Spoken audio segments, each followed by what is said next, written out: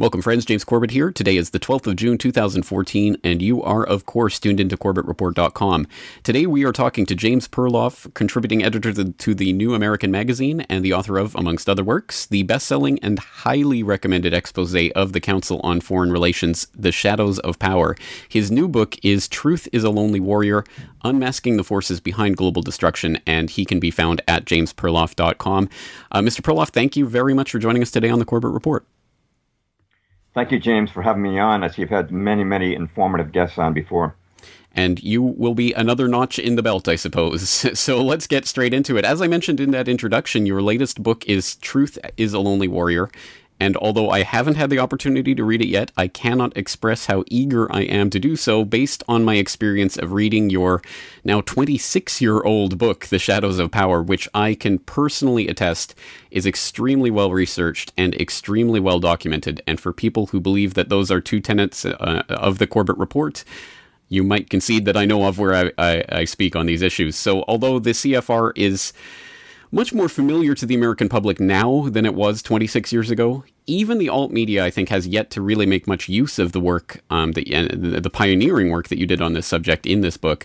So let's go back to the era in which you were writing this, back in that era where even the mention of the word Council on Foreign Relations was a conspiracy theory amongst much of the public. What prompted you to begin researching this subject and documenting the influence of this organization?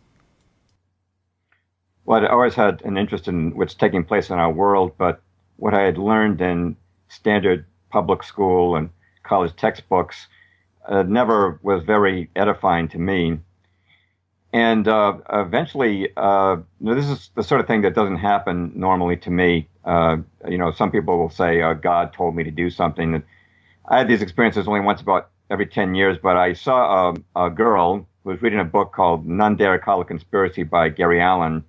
And I didn't know anything about the book, but somebody told me I had to get a copy of that book.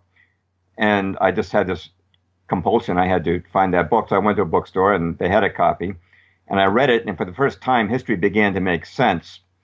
And but as I read it, I also realized that there were some gaps in this book. And as I started to access the resources listed in his footnotes, learn more about the pattern of history, a much truer and accurate pattern than I had been exposed to before, I really felt a desire to write something myself because I had some innate writing skill, and I wanted to do something that would communicate to others the same experience of revelation that I'd had.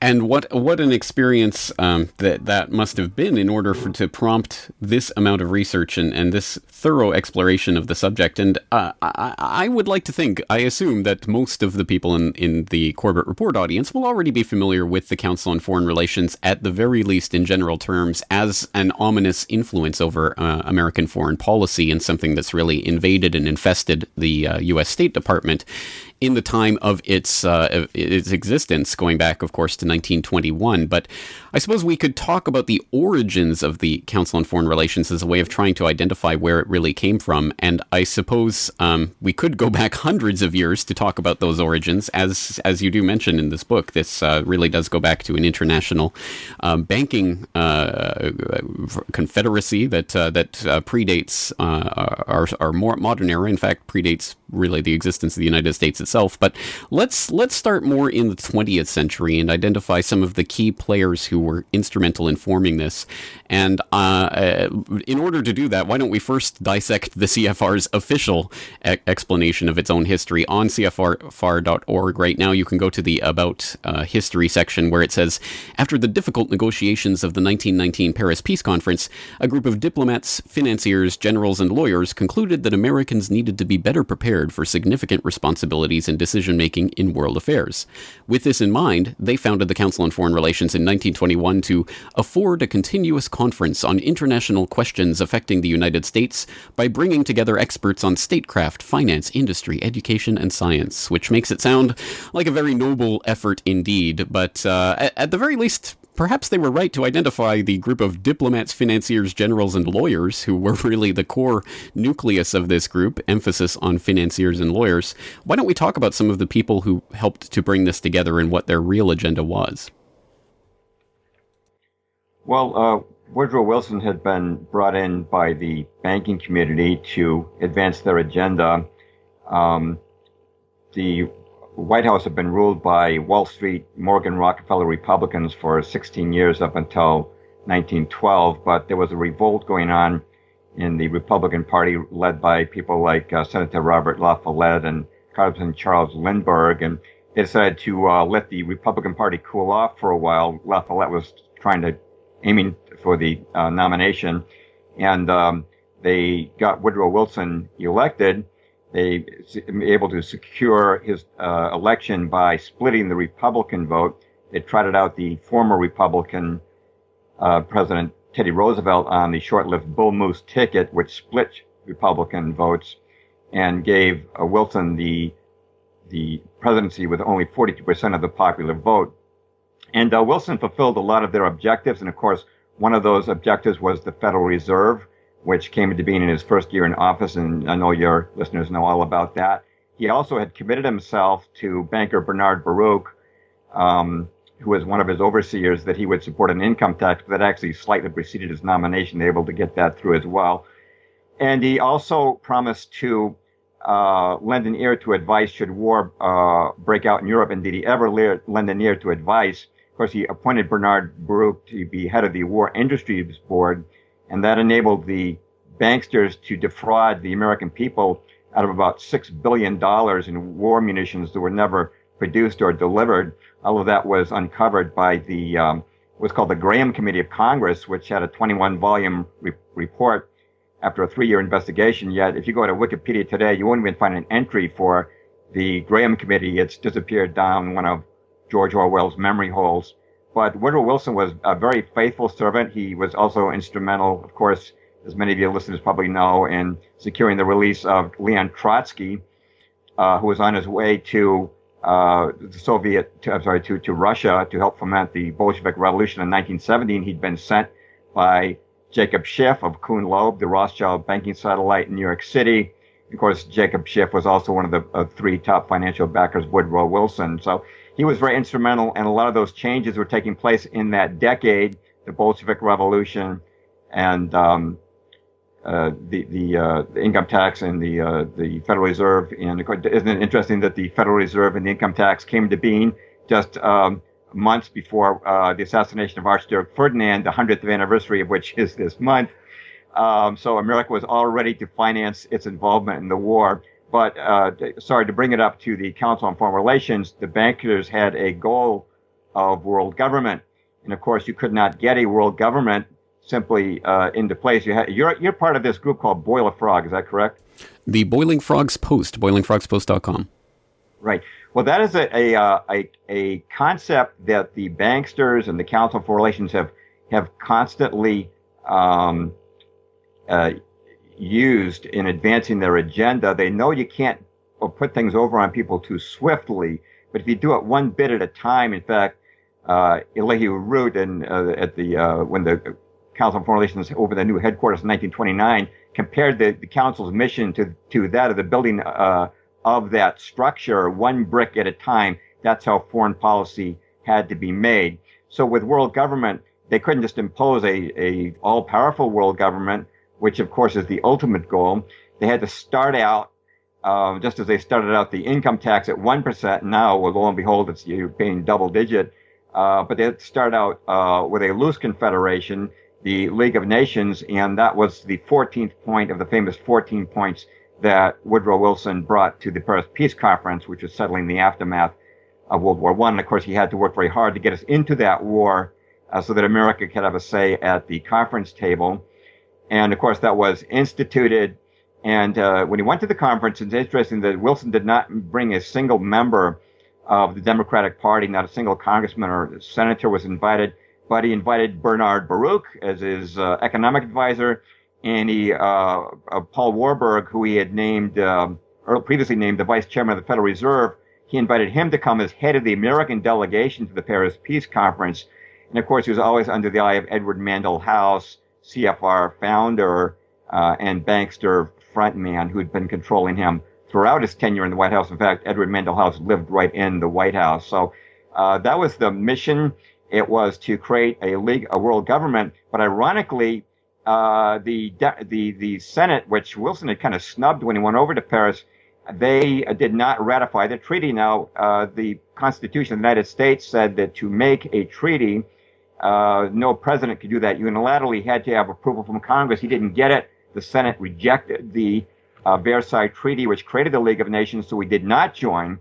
And so the motivation for the Council on Foreign Relations, when the banksters in Paris got the news that the Senate had rejected the Versailles Treaty, they realized that America was not ready for this step yet. And so they had to create an organization that would change the climate of opinion in America so Americans would become friendly to the idea of world government.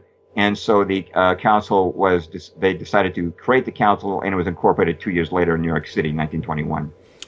And now the idea that this organization really was created specifically for the purpose of indoctrinating the American public into the idea of becoming part of this new world order, new international order, the world government, what have you, is something that, again, you document exhaustively in your book. And I'll just turn to the opening section where you do a very effective quotation from a few different publications in CFR history from different eras, just to show that this is a constant theme in their publications, going right back to the second ever edition of Foreign Affairs, the CFR's official publication, where there was an article that wrote that said, "Obviously, there is going to be no peace or prosperity for mankind so long as it remains divided into 50 or 60 independent states. Equally obviously, there is going to be no steady progress in civilization or self-government among the more backward peoples until some kind of international system is created, which will put an end to the diplomatic struggles incident to the attempt of every nation to make itself secure. The real problem today is that of world government." And then a 1944 Council publication, the American Public Opinion and Post-War Security Commitments, which noted, "The sovereignty fetish is still so strong in the public mind that there would appear to be little chance of winning popular assent to American membership in anything approaching a super-state organization." Again, this goes on in 1959 in study number 7, Basic Aims of U.S. Foreign Policy, talking about building a new international order. You cite the 1974 edition of Foreign Affairs, talking about the hard road to world order. Fall 1984 edition of Foreign Affairs, including a piece by Kurt Waldheim, the former Secretary General of the UN and a former Nazi, writing again about how sovereign entities need to be subject to a higher authority, talking about international organizations. Again, this is not some idea that conspiracy theorists are trying to insert on the CFR framework. It is something that is absolutely baked into the cake. Let's talk about the development of this idea of globalization, how it has been propounded by this organization, and the effect that it's had in shaping the institutions that now so dominate the American foreign policy machinery. Right. And just, by the way, just to bring it up to date, since that book was published in 1988, I'll give you a quote from Richard Haas, the president of the Council on Foreign Relations from 2006, just to show the continuum. He wrote this in a newspaper editorial. He said, quote, the title was "State Sovereignty Must Be Altered in Globalized Era." He said, quote, "States must be prepared to cede some sovereignty to world bodies if the international system is to function. This is already taking place in the trade realm. Some governments are prepared to give up elements of sovereignty to address the threat of global climate change. All of this suggests that sovereignty must be redefined if states are to cope with globalization. Globalization implies that sovereignty is not only becoming weaker in reality, but that it needs to become weaker. States would be wise to weaken sovereignty in order to protect themselves because they cannot insulate themselves from what goes on elsewhere. Sovereignty is no longer a sanctuary," unquote. This is a common theme from 1922 until today. It is unchanging. And one of those quotes, I believe you gave the quote from Gardner on the hard road to world order.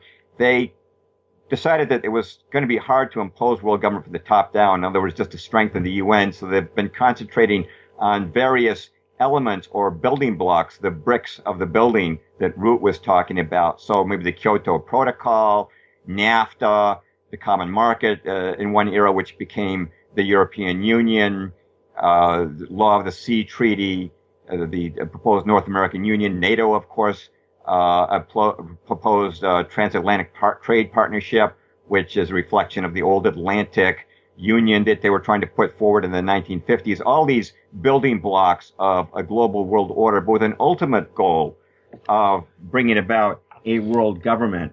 And there's a key quote from Zbigniew Brzezinski. He said this in 1995. This helps us to understand this. This is, again, another quote that came out post-publication of my book. He said, quote, "We cannot leap into world government in one quick step. The precondition for genuine globalization is progressive regionalization," unquote. So they're going to boil the frog, James. They're going to have this come about step by step. They're not going to do it all at once, but we're definitely headed that way. And all the chatter about prosperity and the benefits of globalization are for this ultimate world government, which would certainly be a tyranny. Well, let's talk specifics then. You note, of course, how the CFR was really born from the ashes of the failure of the United States to ratify the League of Nations. But the CFR, of course, also had a hand in the creation of the League of Nations' successor organization, the United Nations. Tell us about the War and Peace Studies Group and how the CFR contributed to the formation of the UN. Well, just a couple of weeks after the outbreak of war in Europe, the invasion of Poland by Germany in September 1939, just 2 weeks later, that the editor of Foreign Affairs, Hamilton Fish Armstrong, and Walter Mallory, who was executive director of the Council on Foreign Relations, met with the State Department, and it was decided that the Council on Foreign Relations would work with the State Department, and it became known as the War and Peace Studies Project, and they formulated almost 700 papers for the State Department and for President Roosevelt as to what our wartime and post-war policy should be. And of course, it's out of that War and Peace Studies project that the plans for the World Bank and IMF came about, which of course are schemes by which taxpayers bail out big multinational banks. And of course, they were getting ready for the United Nations. And it's interesting that ever since we signed the UN Charter, we've never had a declaration of war. Up until then, we had declarations of war. But when you got into Korea, which was a UN action, Harry Truman sent our troops to Korea, and he did not get a declaration of war. Explained to the press that we're not at war. This is a police action. Well, some police action, 100,000 casualties, over 30,000 dead. But you didn't need a declaration of war anymore because we'd ceded our sovereignty to the UN, which was a goal that they had been working on in the War and Peace Studies project. Exactly right, and again, let's put that into perspective, because the United Nations, of course, is completely separate from the United States State Department. But of course, many of the aims and agendas of this organization have become adopted by the State Department over the course of its history, to the point where these days, I mean, there's a lot of, at least in terms of the rhetoric that comes from a lot of the State Department officials, they do seem to be quite in line with the United Nations aims and towards this idea of constructing some sort of international order.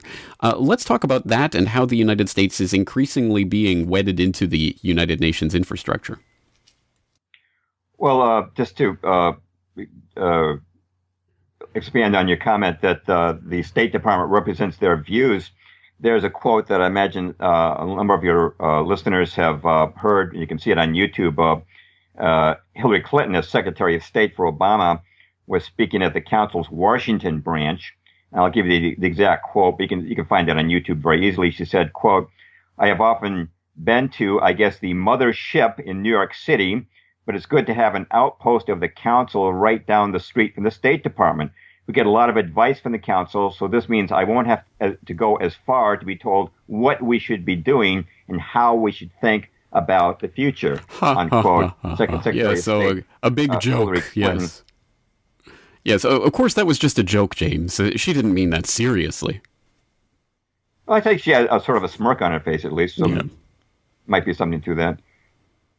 Well, that is, of course, how people would counter that type of quotation. But, of course, I think there's a lot more truth to it than simply a joke. No, it's not intended to be a joke at all. She was seriously addressing the members of the Washington branch of the Council on Foreign Relations and expressing her gratitude, and nobody was laughing. Right. So let's extend that. So I think by this point, I think it should be obvious, and we can expand that out if need be. But I think it should be obvious that the State Department has been completely infested by CFR members for a very long time, and we've talked about those numbers before in your works. I'm talking about the number of secretaries of state, for example, who have been CFR members, which at the time of the writing of Shadows of Power, I believe, had been every single, or 14 in a row, or something of that sort. But at this point, I'm sure, again, that streak continues. And I'm not sure about John Kerry himself. I know he recently addressed the Trilateral Commission. I'm assuming he's a CFR member, but I stand to be corrected.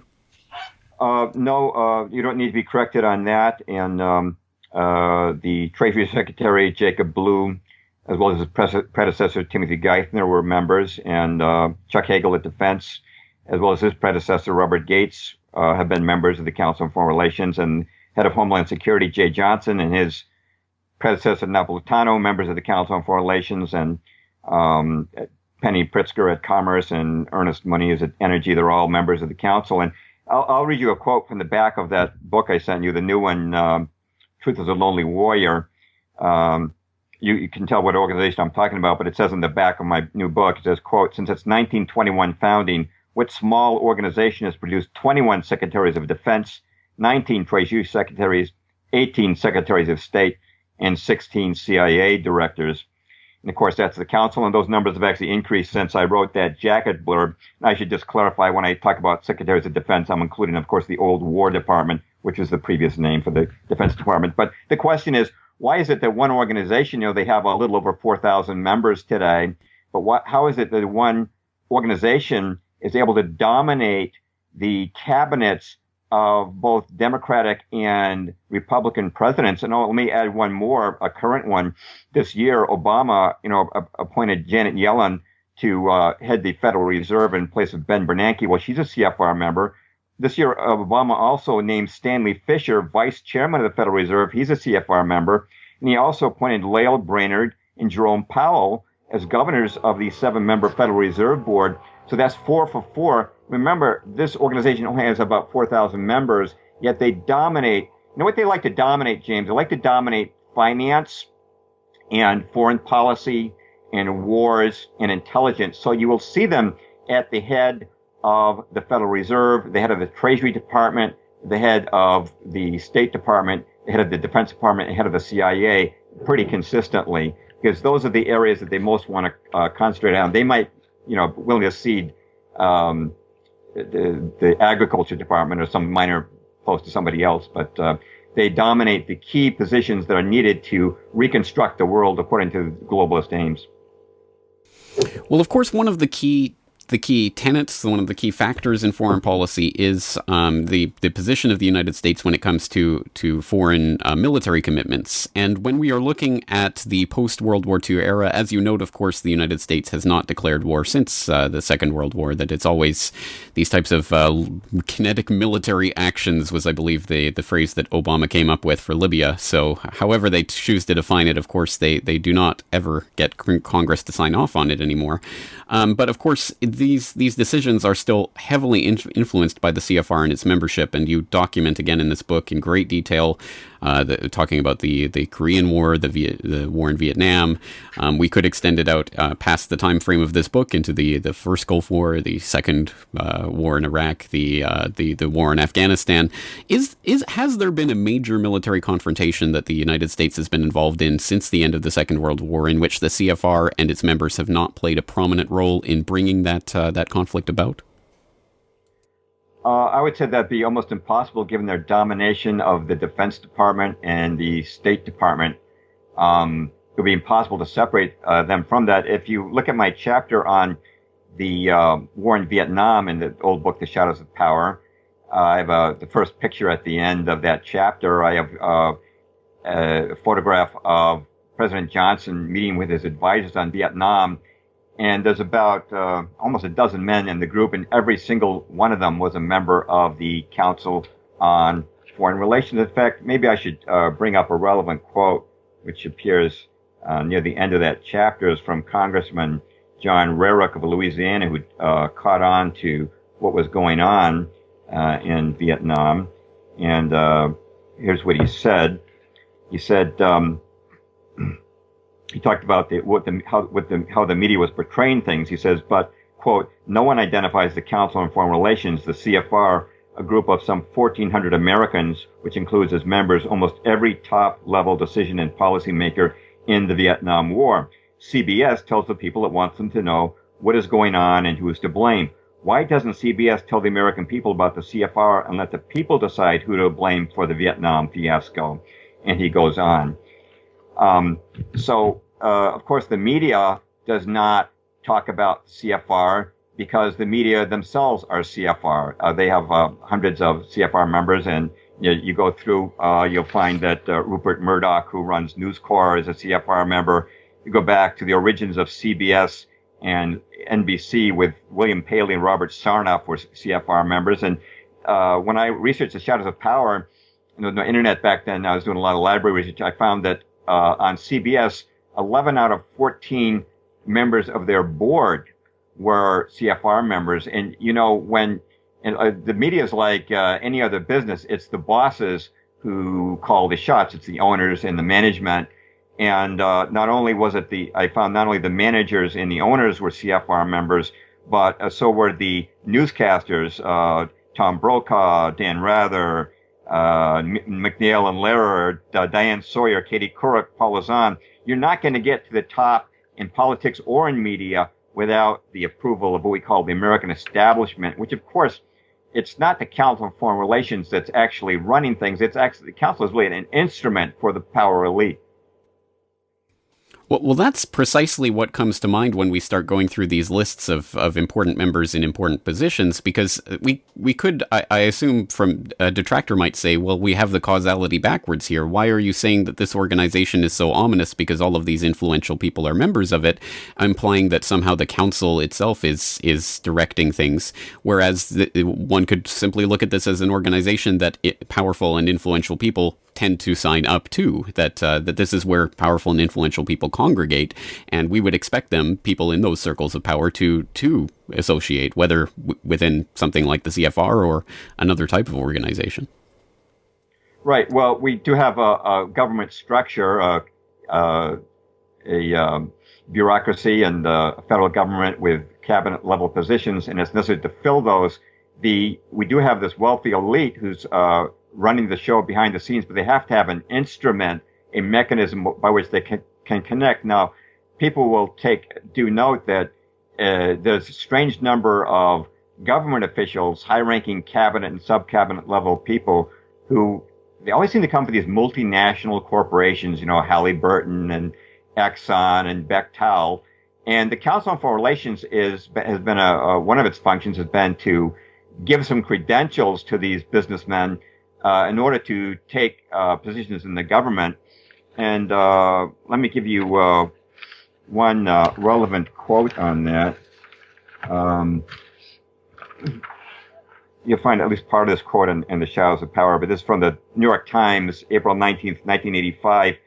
Quote, the title is "An Investment Banker Appointed to Number 2 Post at State." John C. Whitehead has been named the next Deputy Secretary of State, it was announced today. Mr. Whitehead retired last November as chairman or co-chairman of Goldman Sachs. Mr. Whitehead brings to the job no apparent expertise in international diplomacy. In describing his attributes for the job, Mr. Schultz, it was George Shultz, Secretary of State, said that Mr. Whitehead was a member of the Council on Foreign Relations, was regularly invited to dinners given by Henry A. Kissinger, the former Secretary of State, unquote. So what the council does is they'll invite these execs from these multinational corporations to join the council, and then they'll attend some dinners at the council and maybe a study group, and now they're suddenly qualified in diplomacy, and you'll find them in these major positions within the cabinet and within the high-ranking positions within the government bureaucracy. Right, so it's a type of skin that they can put on to pretend that they have some sort of actual some reason to be involved in the apparatus of the foreign policy decision making in the U.S. government. Right, and they always like to describe them as the best brains. David Halberstam wrote that book, The Best and the Brightest, and when George Bush was running for president, he said that he was going to bring the best minds and the best brains, and they've always tried to use that. But I always like to point out that intelligence alone, and by the way, I don't think these guys are that intelligent, clever perhaps, but intelligence can be used for evil. What we really need to be concerned about is the agenda these people have, and whether or not they're going to use what intelligence they have to really serve the interest of the American people. Well, that's such an important point, and high-functioning psychopaths can be exceptionally intelligent people. But at any rate, well, let's talk about if the CFR's explicit aim, as we talked about earlier, from its inception, was to shape and mold public opinion in the United States towards accepting this new world order, this internationalization, this globalization, this creation of the world government, then I suppose it would be fruitful to examine how successful they've been in shaping public opinion. And you point out one example of that in the book that I thought was particularly interesting, because even to today, if you think of one of the most vilified politicians of the entire 20th century, it would have to be Joseph McCarthy, who is still equated in the popular imagination with, of course, McCarthyism and witch hunts. And there are still movies made today, talking in Hollywood circles, of course, about the communist witch hunts that went under McCarthyism, etc. But as you point out in the book, what McCarthy was actually doing, certainly towards the end when he suddenly became this universally vilified person, was slightly different than what the popular imagination holds. Let's talk a little bit about McCarthy and what he was actually starting to uncover. Well, McCarthy, of course, had correctly observed that there were a great many communists within the American government, and his accusations were not only well documented, as you will find if you read, for example, his book on George Catlett Marshall, America's Retreat from Victory. He was eventually becoming aware of the fact that these communists were not simply, what we think of communists as sort of this dirty, scruffy guy who sells the National Guardian on a street corner type of communist. You realize that it was the upper crust. And of course, we talked a little about the outset about how Kuhn Loeb and Woodrow Wilson had assisted Trotsky in his trip to Russia to start the Bolshevik Revolution. And in fact, had been given $20 million. That there was this, there was this surprising love affair between the capitalists and the communists.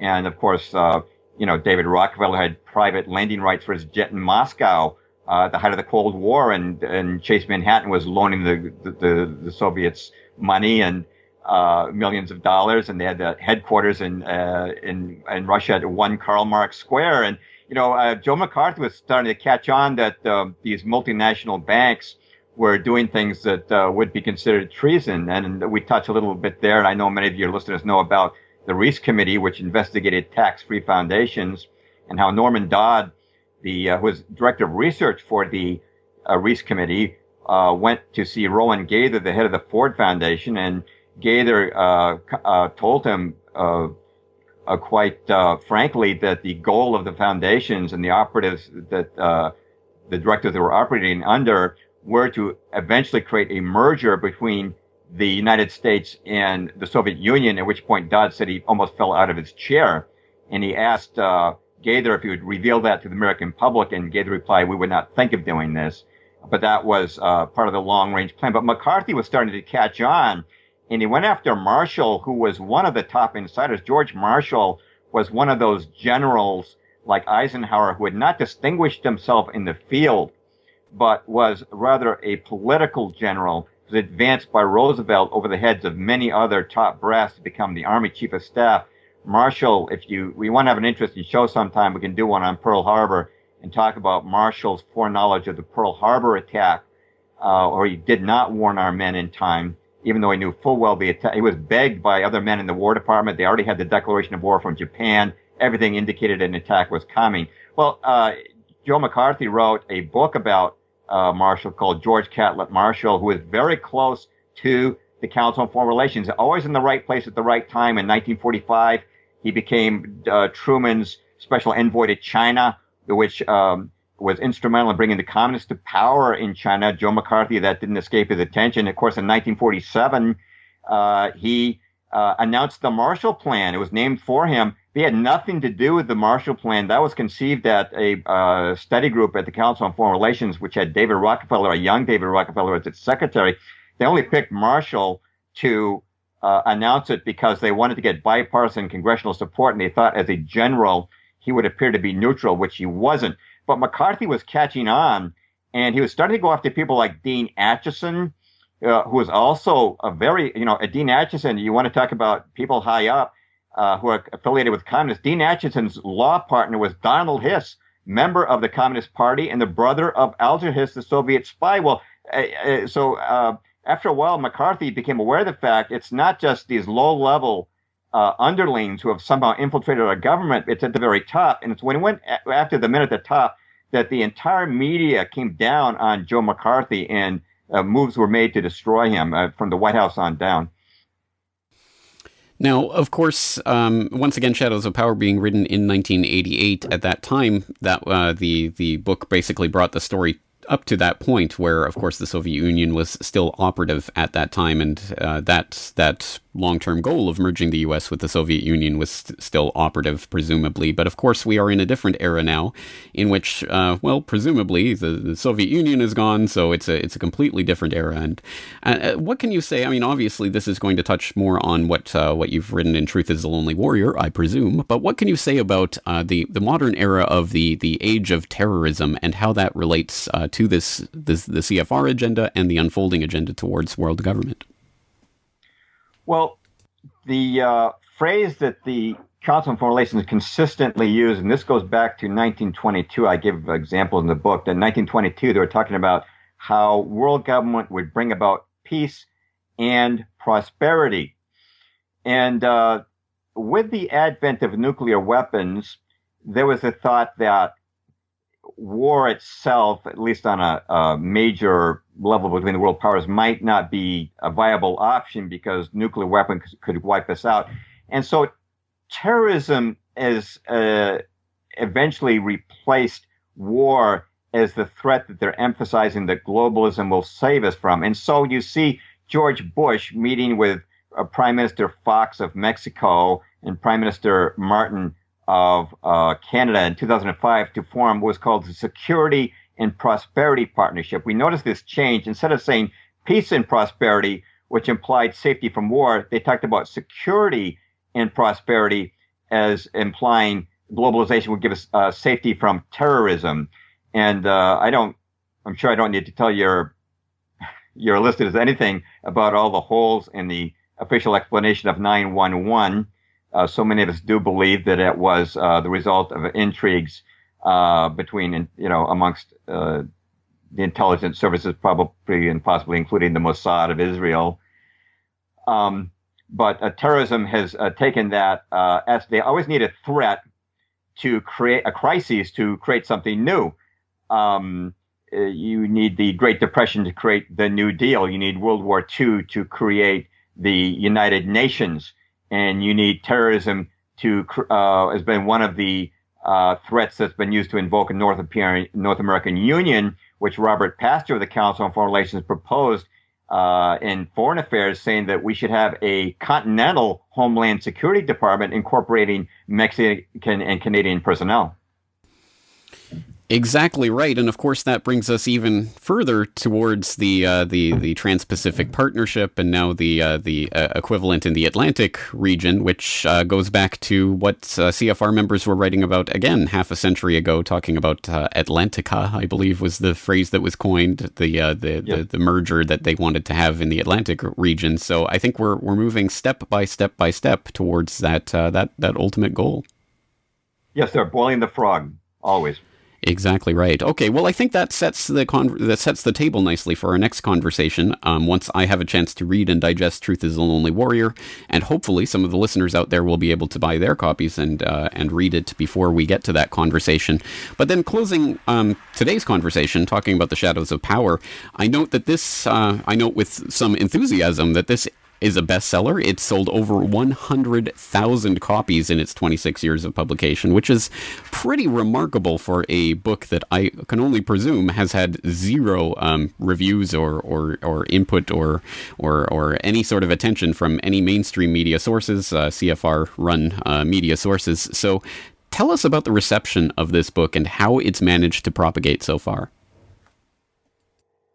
Well, it was certainly helped by the fact that this book was published by Western Islands, which was a branch of the John Birch Society. And I know that the Birch Society has been criticized in recent years for not going far enough on things like 911. But, back in the 60s, they were kind of like the truth movement. There's no real truth movement back then. And when I was a teenager in the 60s living in greater Boston, the only sources of information we had as far as what was going on in the world was either you got the Boston Globe, which represented the Democratic Party, or the Boston Herald, which represented the Republican Party point of view, or you had the three TV networks, NBC, CBS, and ABC.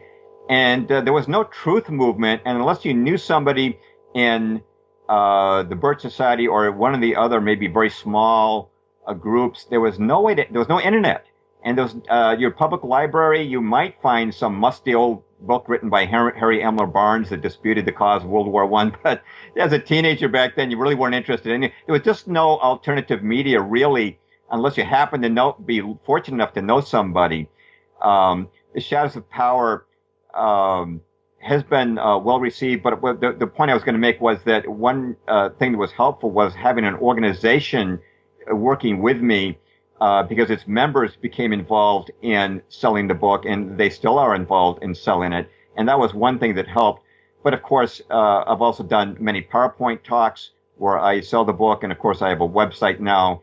And the modern means of communication we have, the social media, it's much easier to sell a book in many respects than it was before. There was a day when if you wanted to publish a book, you pretty much had to go to one of the big publishing houses and wait for your rejection slip to come in the mail. There wasn't much in the way of alternative publishing houses. Western Islands, the branch of the John Birch Society, was one. There was Henry Regnery was one. Devon Adair in Connecticut. But, you weren't going to make the Book of the Month Club. As you were saying, we've been ignored by the major media.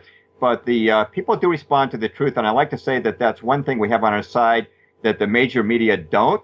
We have the truth they have money on their side. We have the truth, and I'll go with the truth any day. Well, absolutely. I couldn't agree with that more. And I couldn't recommend strongly enough The Shadows of Power. Once again, I am just blown away by the depth of this research. I did read it, but I will have to read it again to really digest, I think, all of the different information in here. And I think even though it is 26 years old, I think there is still a huge amount of very important historical data in here.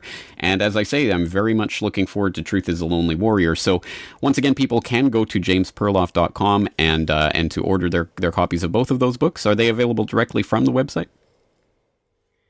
I just redirect people over to Amazon. It's a lot easier for me than packing them all up myself. Understandable. All right. Well, this is the age that we're living in, and although there are many downsides to it, well, some of the upsides are, as you note, that we don't require the organizational behemoths anymore so much to get the word out. And so let's take advantage of this while we can, and try to get this truth and information out the best way that we can. So, James Perloff, my hat's off to you for the incredible work that you've done, which attentive listeners of the Corbett Report will remember I've cited in several episodes now, talking about some of your PowerPoint presentations about the Shadows of Power, which I've played in the podcast before. So hopefully people will not be completely unfamiliar with your work. But for those who are, please go to jamesperloff.com, check it out, and purchase the book and find out for yourself some of this incredible information. I think we'll leave it there for today. James Perloff, thank you again for your time. Thank you so much, James.